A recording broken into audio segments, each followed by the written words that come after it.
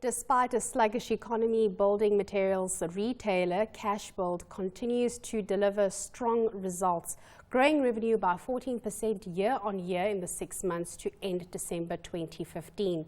Cashbuild Chief Executive Werner Jager credited the group's no-fuss business model for its strong performance, and this of course is despite that very weak economic climate.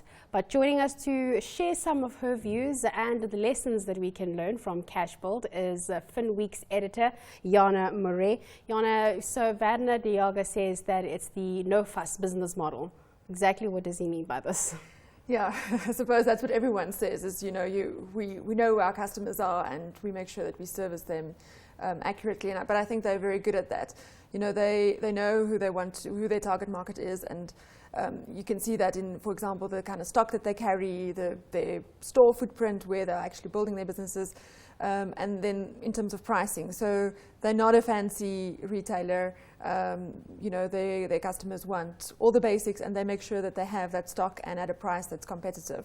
And also they offer a cash-only business model. So of course that helps a lot in a tough economic climate like we're seeing now, where households are very indebted.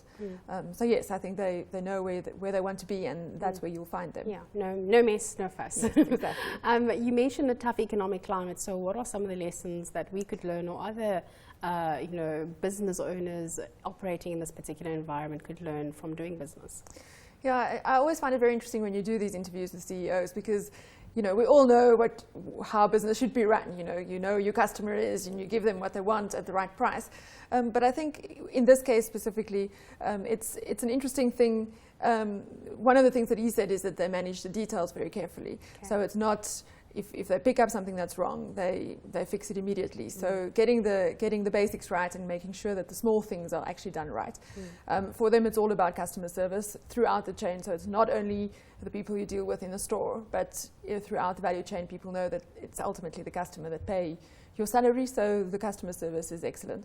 And then I think, especially if you're targeting a lower end consumer, the pricing is hugely important. So they have extremely close relationships with their suppliers, and they plan ahead, and so stock outs is something that they try and avoid at all costs. And then in terms of pricing, especially in an environment now where the rand dollar exchange rate is quite volatile and you have to import quite a lot of stuff, they try and secure as much stock ahead as at prices that's competitive. So getting the basics right, I suppose, but it's not always as easier said than done, I suppose.